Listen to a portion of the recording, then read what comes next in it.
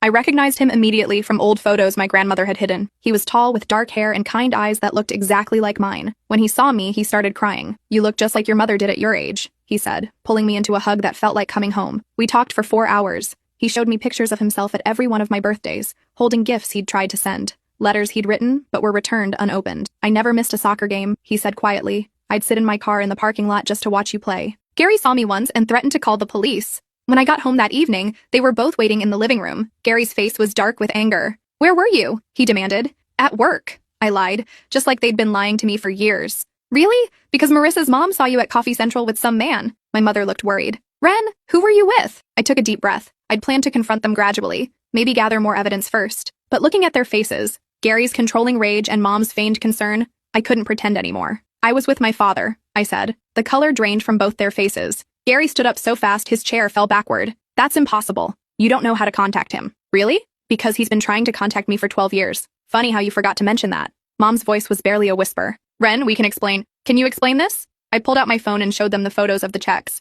$80,000 in child support that you've been stealing while telling me my father abandoned me? Gary lunged for my phone, but I was faster. "You little bitch. You have no idea what you're doing." "I know exactly what I'm doing. I'm exposing a 12-year fraud." The moment those words left my mouth, I saw Gary's mask slip completely. For years, he'd been the concerned stepfather, the man who sacrificed to raise another man's child. Now I saw what my mother must have fallen for, the charm that hid something much darker underneath. "You ungrateful little whore," he snarled. And for the first time in my life, I wasn't afraid of him. "There it is," I said calmly. "The real Gary, the one who's been stealing from a child for over a decade." Mom was crying now, but I couldn't tell if it was from shock or guilt. "You don't understand. We were protecting." "From what? From having a father who loved me? From the money he sent to take care of me?" The house suddenly felt suffocating. All those years of Gary's lectures about responsibility and family value. All those times he'd made me feel guilty for wanting things we couldn't afford while he was literally stealing my inheritance. I remembered being 12 and begging for new cleats because mine had holes. Gary had gone on a 20-minute rant about entitled children and the value of hard work. 2 weeks later, he'd bought himself a $3,000 motorcycle.